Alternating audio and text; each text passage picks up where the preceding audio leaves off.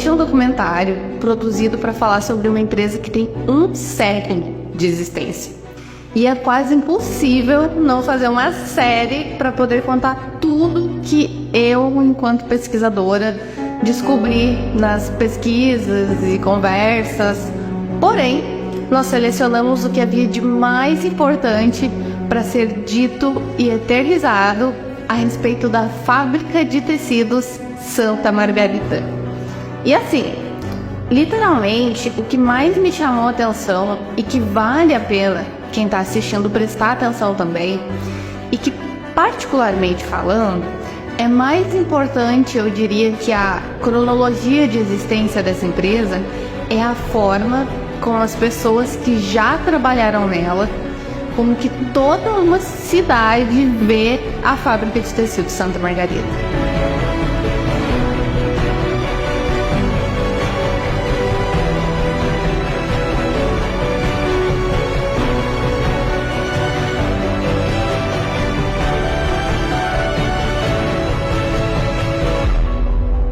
Uma hora seca para mim é dar um depoimento hoje para Santa Margarida. Porque o meu período de vida melhor que eu passei, dos 16 aos 40 anos, que eu vivi dentro da Santa Margarida.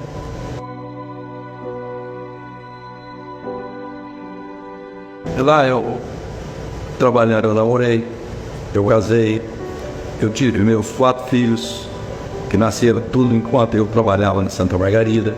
Então tive assim uma vida muito prazerosa dentro da Santa Margarida. E é um amor que eu vou te falar.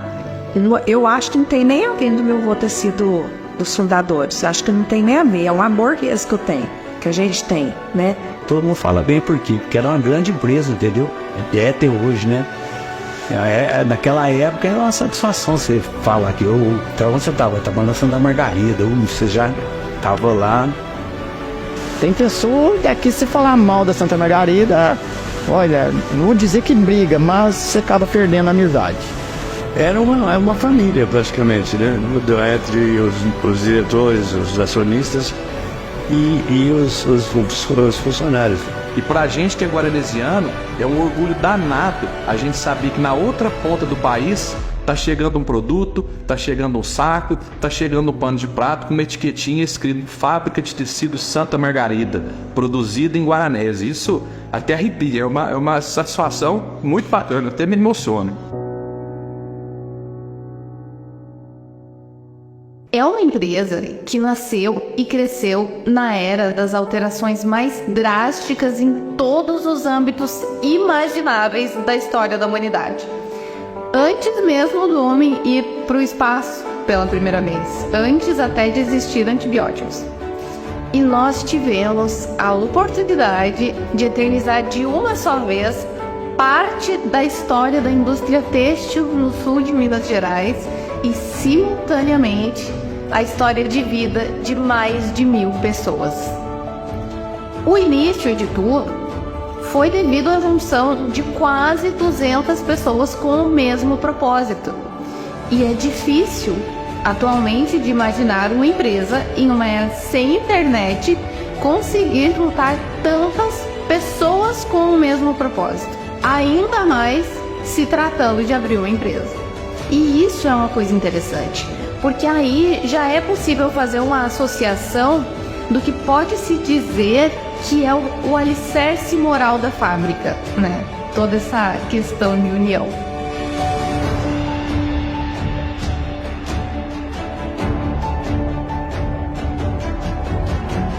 A história dessa renomada fábrica guaranesiana, dessa pioneira fábrica guaranesiana, começou, né, há 100 anos atrás, lá no ano de 1923, quando um grupo de pessoas, um grupo, até foi o jargão utilizado nos jornais da época, um grupo de empreendedores capitalistas resolveram se reunir para desenvolver algum ramo da atividade industrial em Guaranésia. Foi então que eles optaram pelo ramo têxtil, das indústrias têxteis.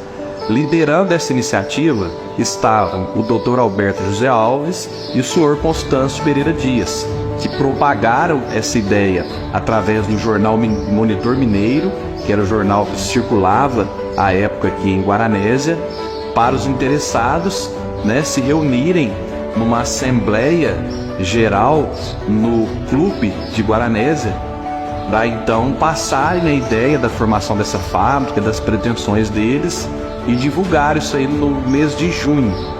A assembleia geral aconteceu no mês de novembro, no dia 11 de novembro, né, de 1923, onde compareceram centenas de pessoas interessadas em participar dessa sociedade, num total de 186 acionistas.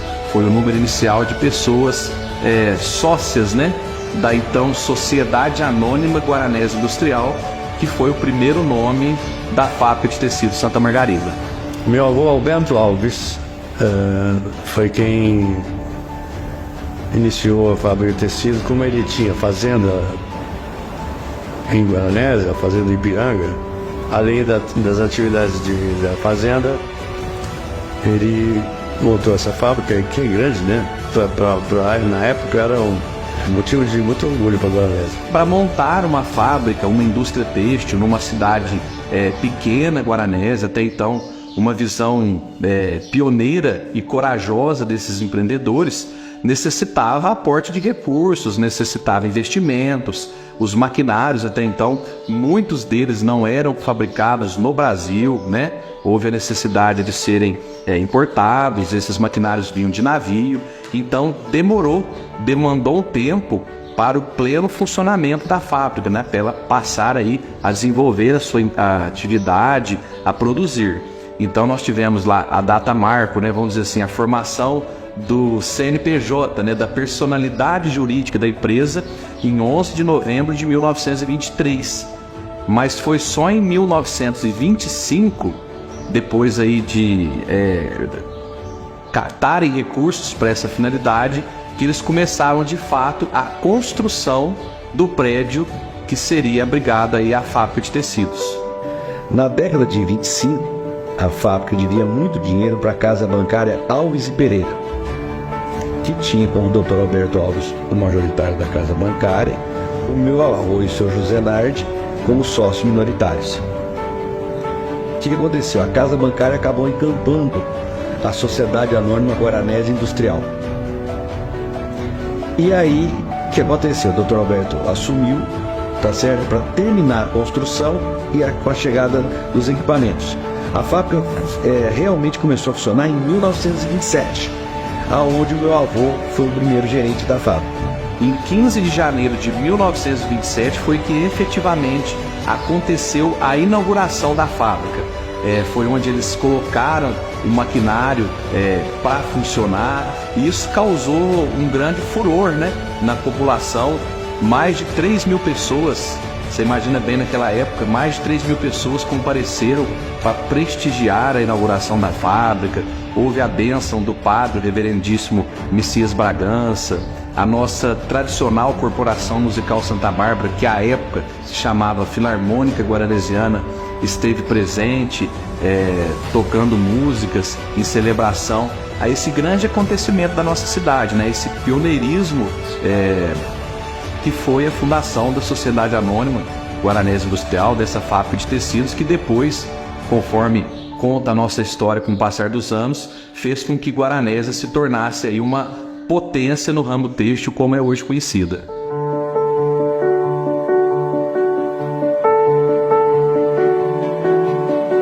Na década de 40, se não me falha a memória, parece que o Getúlio Vargas, que era presidente, determinou que as empresas tivessem na sua razão social que eles faziam de fabricação. Aí virou Sociedade Anônima Guaranese Industrial para Fábrica de Tecidos Santa Margarida. Inclusive, Santa Margarida é uma homenagem à minha avó, que chamava-se Margarida Ribeiro do Vale Alves. E depois, lá em Guaranésia, tem muita lembrança dela, porque a praça principal de Guaranésia é Praça Dona Sinhá, que é ela. Então, a gente tem uma história bem bonita com Guaranésia.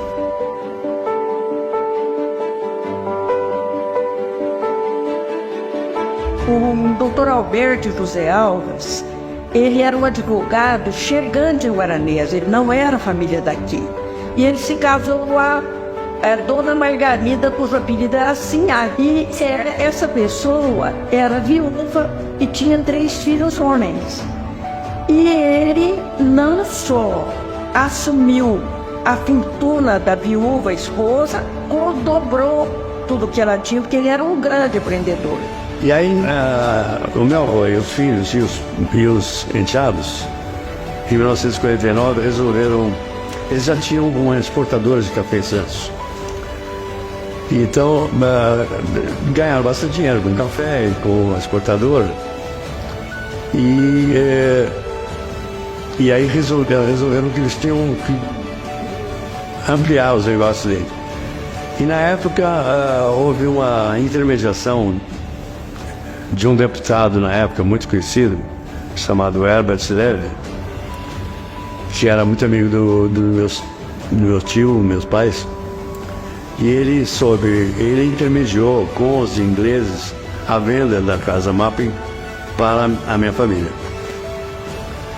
E aí, em 1949, nós compramos o Mapping, que passou a chamar Casa Anglo-Brasileira, porque era dos ingleses, chamava-se Mapping Stores.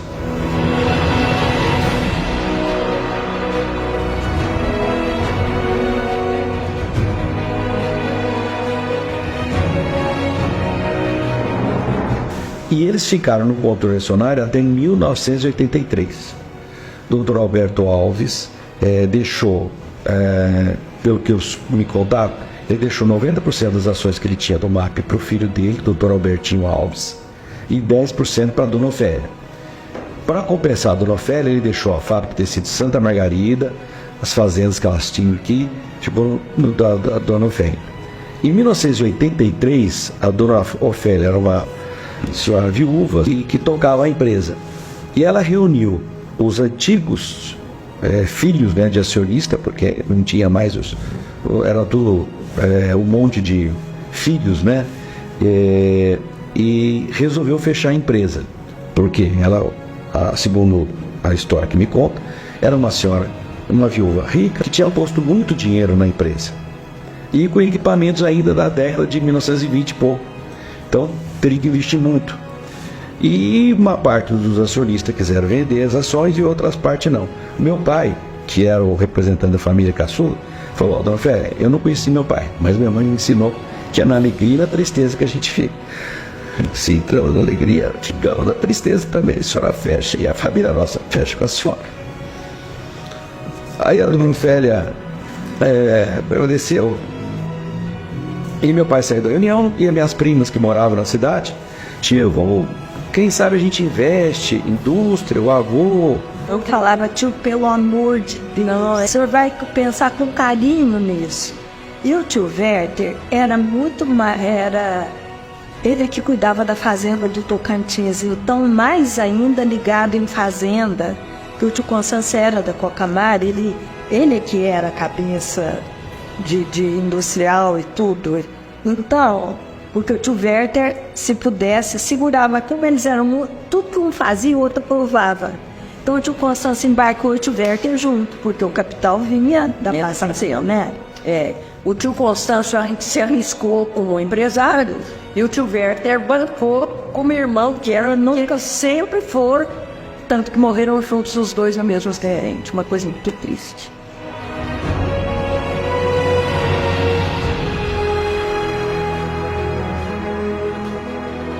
E aí, o que aconteceu? O pessoal que analisou falou: olha, a empresa precisa capital de giro, equipamentos pelo menos mais novos.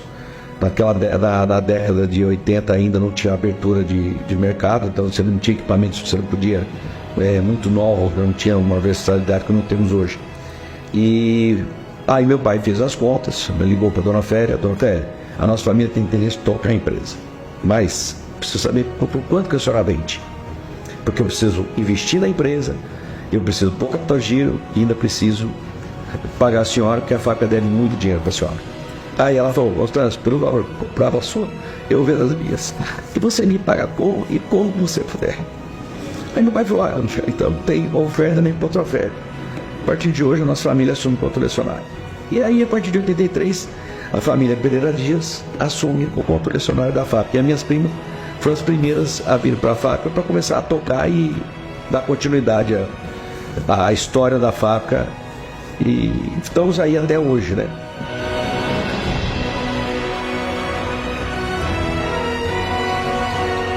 Eu sou a neta mais velha da família Pereira Dias. Nós somos 14 mulheres e os netos são 5. E a pessoa mais lembrada da família é a avó Nina. Ela ficou viúva muito cedo. Meu avô teve uma morte bem sofrida, ele morreu de câncer. E minha avó criou 7 filhos sozinha.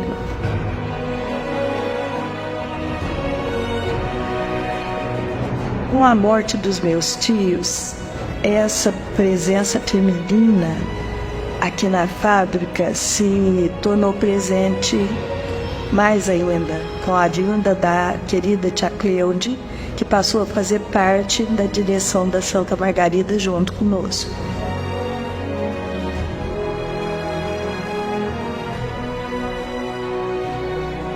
Ela foi uma mãe exemplar, ela casou-se com meu tio e eu acompanhei muito o casamento deles, porque ele viu, eu lecionava em Uberlândia, e ele vinha da fazenda, me pegou em Uberlândia, falou, vamos comprar uma joia porque eu vou me casar. Ó, Cleude. Ela foi uma esposa exemplar,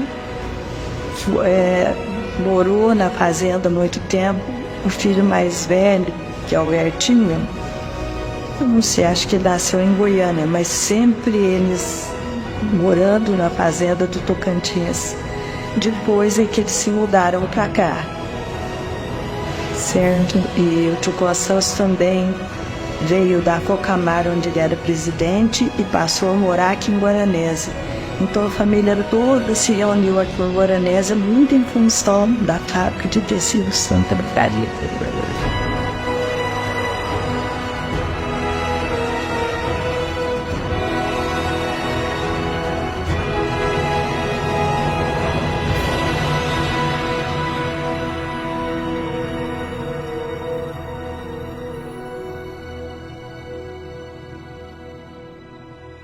O João Guilherme veio depois também, né, Liliana? O João Guilherme fez estágio bastante. O João Guilherme era estudante de engenharia mecânica em Belo Horizonte e começou fazendo estágio aqui. E daí também se envolveu. E quando se formou, os tios deram um cargo para ele. E na morte dos tios foi quem nos ajudou a carregar, porque não era carregar a fábrica, era carregar o luto, que era uma coisa muito forte.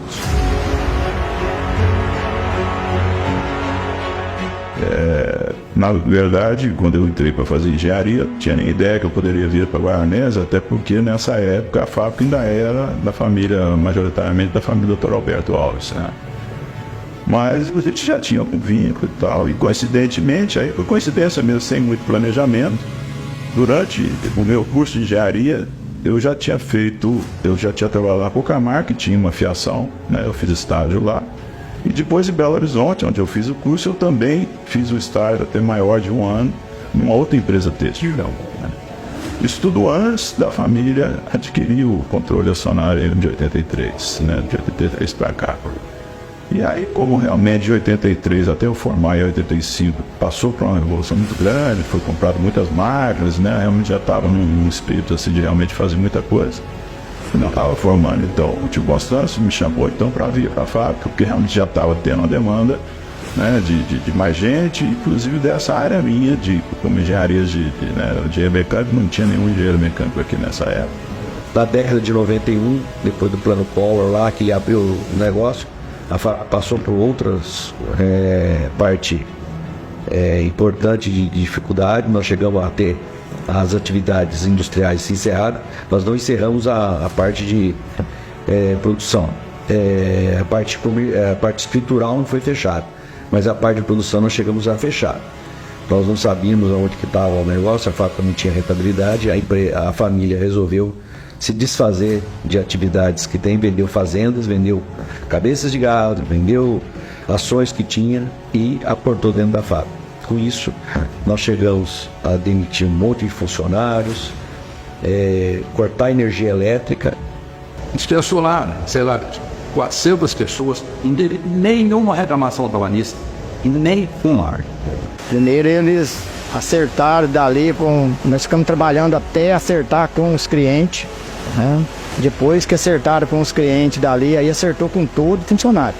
O funcionário deu todo o amparo dali, os direitos, não saímos daqui sem acertar com um funcionário não, com todos. Aí depois a fábrica ficou só trabalhando para acertar com o governo, né? Parte jurídica. Mas com o funcionário, acertou com todos.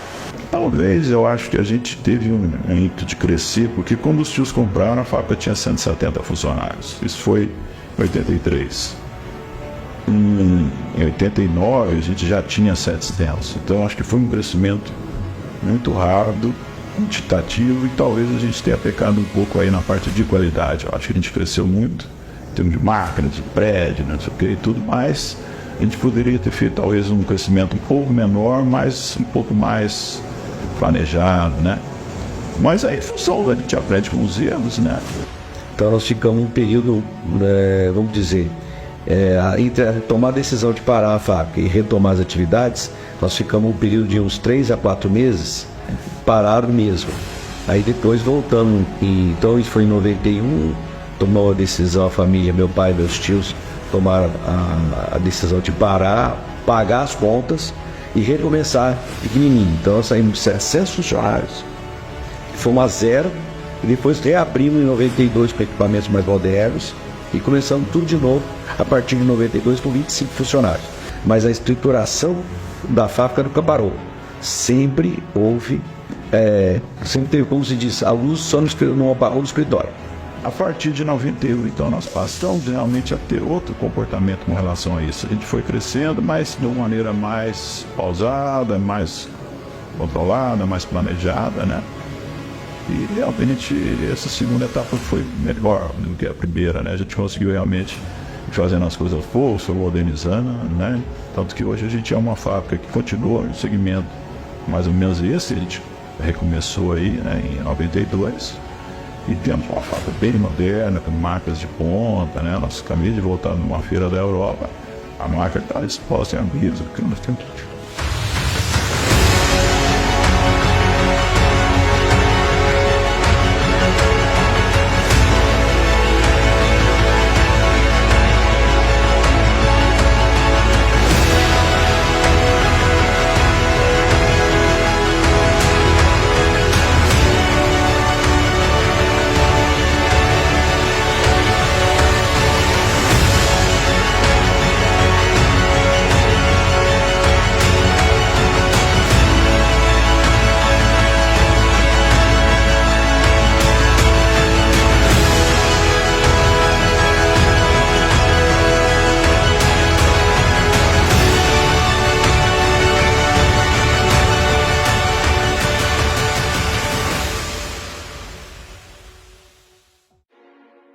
Um dos meus intuitos era entender qual o segredo para se permanecer de pé, sabe, por tantos anos.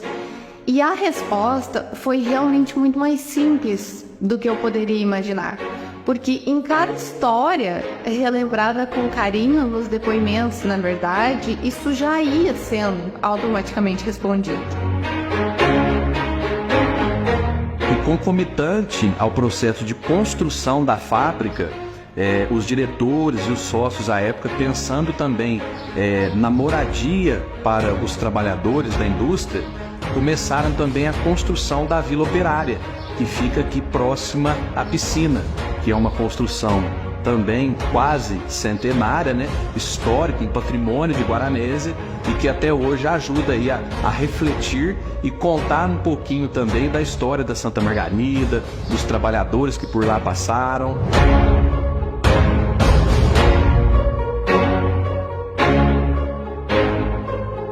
Só moradores trabalhadores da Santa Margarida que moravam aqui, né? Então eram poucas pessoas que tinham esse privilégio e eu fui um deles através da minha mãe e dos meus pais, né, na verdade.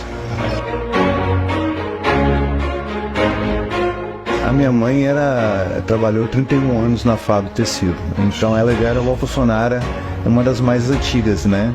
Na época já. E eu vim pra cá com poucos meses, eu vim dizendo colo. Hoje eu estou com 55 anos, eu sempre morei aqui, né? Eu morei hoje que é uma pousada, eu morei ali no meio da pousada, de lá eu transferi para uma casa da frente e depois eu adquiri essa casa. Então foi assim.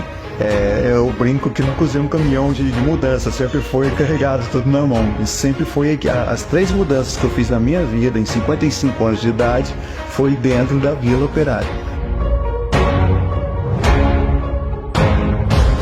E o apito da fábrica? O apito da fábrica é a coisa mais emocionante que tem. Quando toca o apito, todo mundo fica doido com esse apito da fábrica, que é uma coisa assim que tem muito sentido também. Toca todo dia 5 horas da manhã a sirene da fábrica. Então são histórias que a fábrica acaba vivendo na cidade. Mas ainda toca, a sirene toca 5 horas da manhã. Meu pai foi uma das coisas que meu pai não deixou claro. Quando a fábrica parou, esses 6, 7 meses que ela não tinha funcionário, não tinha nada, ele mandava tocar a sirene.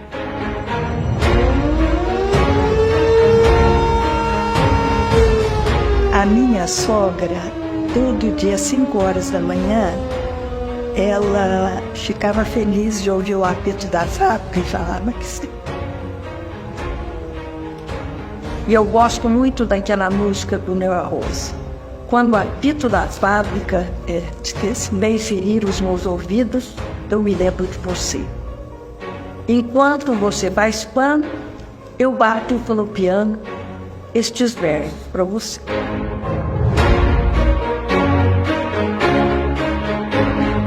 O fato da fábrica nunca ter recebido nas paredes dela nada que fosse ofensivo é a maior prova de amor que a gente tem da cidade para com a fábrica. E esse amor a gente tem que devolver para todos que estão em volta dela. 100 anos, tem história demais para ser contada, né? E história boa. Boa de se ouvir, quem dirá de se viver, né? E a fábrica tem na sua história tantas situações totalmente diferentes, mas igualmente curiosas e interessantes, relacionadas à cidade, às pessoas. É coisa pra caramba que esse povo tem pra reviver. Em 1976, acho que é 1976 até 1990, então a Santa Margarida fornecia vapor para a Santa Casa para esterilizar os equipamentos cirúrgicos deles. O banho dos doentes era água da caldeira. E nós tínhamos N aborrecimento, porque a Santa Casa brigava muito. Olha, apontava tanto os celaneiros, saíram devagar, os morridos andar. Aí a cidade dependia de muitas coisas da fábrica. E a fábrica foi muito perigosa. Sim, muito, a empresa foi muito participante de todas as coisas que a cidade protelou, que é muito.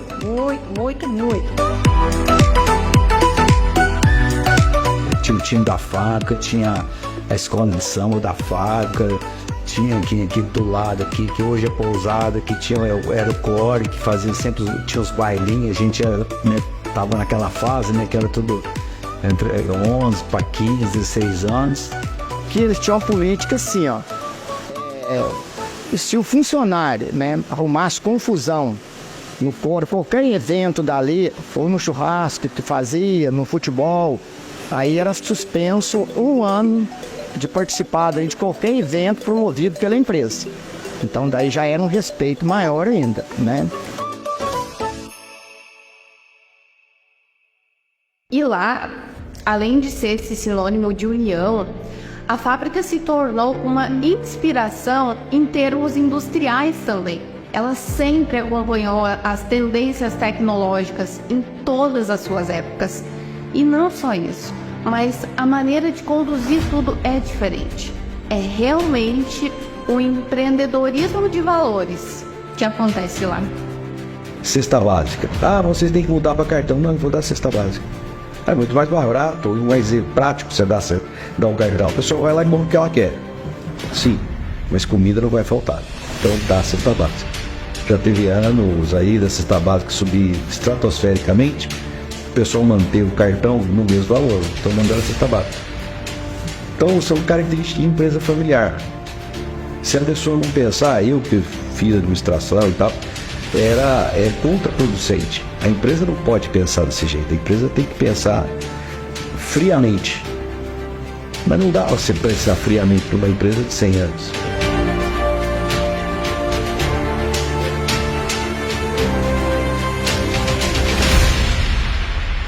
Foi com a junção dos valores passados de geração em geração e da busca constante por inovação que todos os grandes sonhos dessa empresa de 100 anos se realizaram.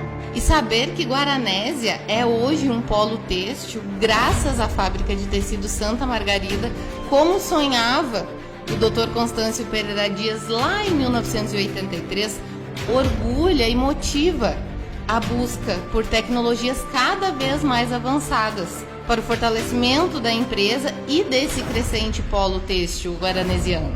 A tecnologia está presente em todas as etapas do processo de produção, que se inicia lá na chegada do algodão, em um ambiente climatizado, onde ele é limpo e selecionado durante sua abertura, podendo seguir para a etapa de cardagem e para o passador, que entrega o algodão pronto para a máquina que finalmente irá formar os fios.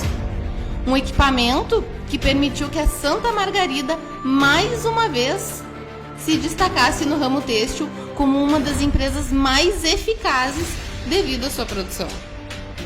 Os fios prontos seguem seu caminho para se tornar o produto final que tanta qualidade carrega, indo para a chamada urdineira e posteriormente para o seu processo de engomagem, onde o rolo de urdume, como é chamado, se forma e chega na tecelagem.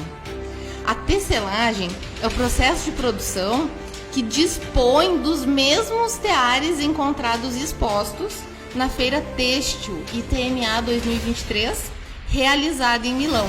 Teares esses que trouxeram um aumento de 36% na produção da Santa Margarida. E logo já temos os nossos tecidos prontos para tomarem forma na sua fase de acabamento, onde a modernidade e a tecnologia de ponta estão presentes também. Para que após mais essa etapa, o tecido seja finalizado e os produtos finais prontos para serem comercializados, entregando toda a história da empresa na qualidade que chega à nossa casa. Eu não quero ser a maior fábrica, eu quero ser a melhor. Eu acho que hoje o que nós buscamos foi ter um pano de prato hoje que é o melhor do mercado. Tem igual? Tenho certeza que tem. Mas melhor que o nosso, eu tenho certeza também que não tem.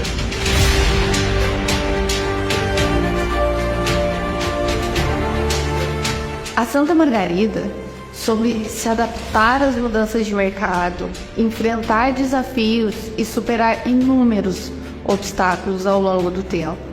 E essa capacidade de se reinventar, o tratar todos como alguém da família, é o que diferencia as empresas de sucesso realmente.